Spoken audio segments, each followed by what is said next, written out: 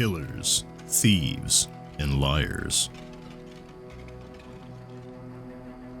The Busted Cup was the sort of place that upright and upstanding citizens didn't seek out. It was a low and crooked place that only those who wandered broken roads went to willingly, and even they usually left as soon as their shady affairs were in order.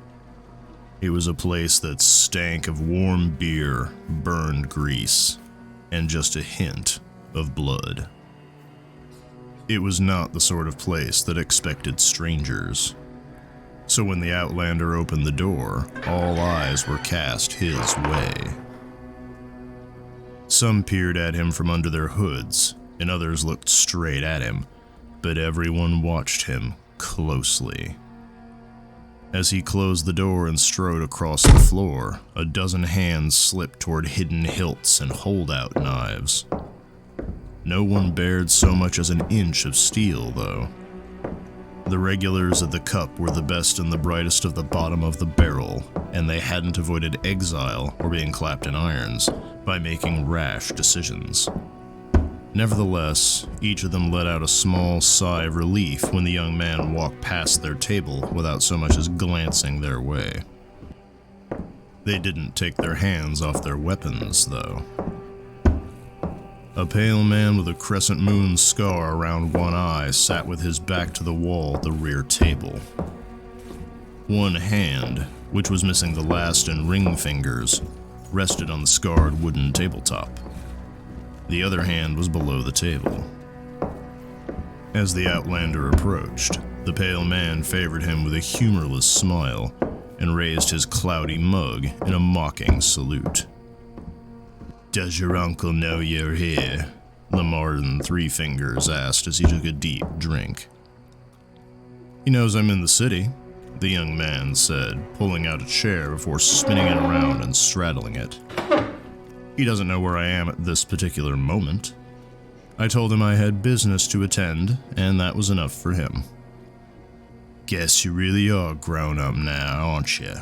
Leardan said, setting his mug back down and wiping his nose.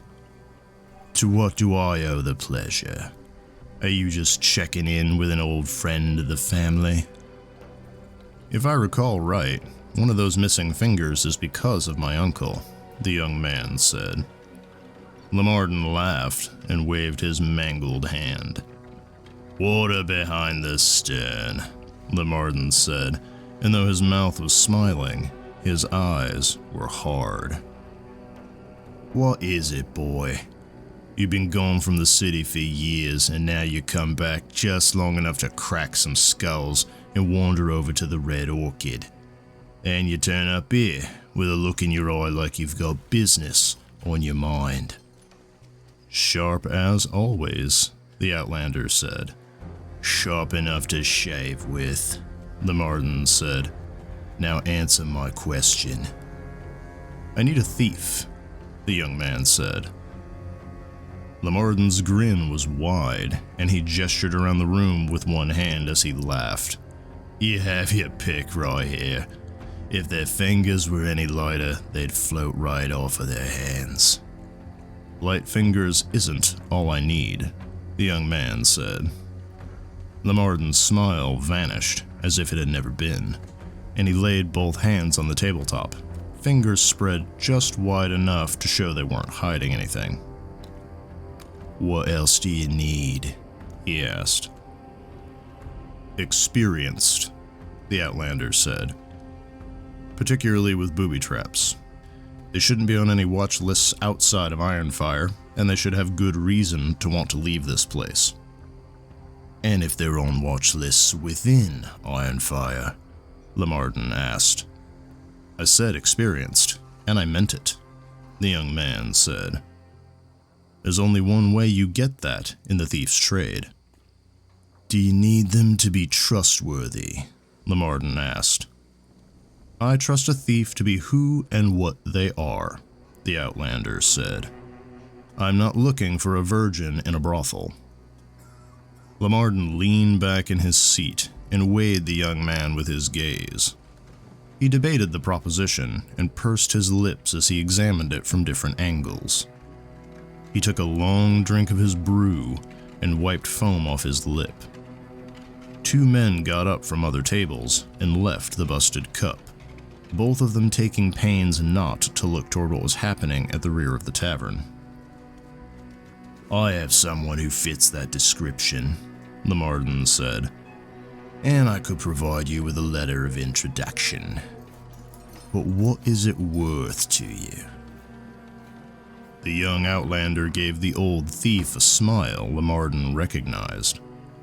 He'd first seen it on the man's face when he'd still been a boy, and Leardan had taught him how to cheat at cards.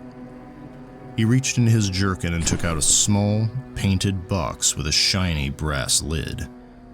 Leardan's eyes went wide. "Do I want to know how you got that away from him?" the old thief asked. "Just how you taught me to," the outlander said, chuckling. "I walked right in and took it." Leardan laughed at that and shook his head. He reached for the box, but the young man held it out of his grasp. Instead, he offered his callous right hand. "Do we have a bargain?" "Yes," Leardan said, clasping the outlander's wrist. The 2 men shook once, and then the outlander handed the thief the small box. He opened the latch with one grimy thumbnail and peered inside. He nodded once, satisfied. "I'll have the letter ready to you by this evening." "Within the hour," the young man said. When Leardan raised an eyebrow, the outlander shrugged. "My uncle is going to notice that little box is gone sooner rather than later," he said. "And I'd prefer to be beyond the city walls when he does." Leardan laughed and raised a hand toward the bar. Gloriana sauntered to the table, 2 fresh, frothy mugs on her wooden platter. The 2 men each took one of the drinks, and Leardan favored the young man. "Very well," he said. "Have a drink with me, and I'll go introduce you to her personally."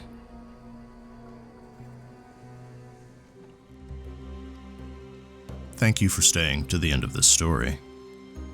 Killers, Thieves, and Liars is the introductory tale to the RPG supplement 100 Whispers and Rumors to Hear in Ironfire, the City of Steel, and it is the first in Phase 4 of Sundara's Whispers and Rumors releases. This story continues in the future releases, and we will be adding more people and more voices to the cast. So, if you like the video, share it around, subscribe to the channel, and stay tuned to see just what it is our Outlander is up to.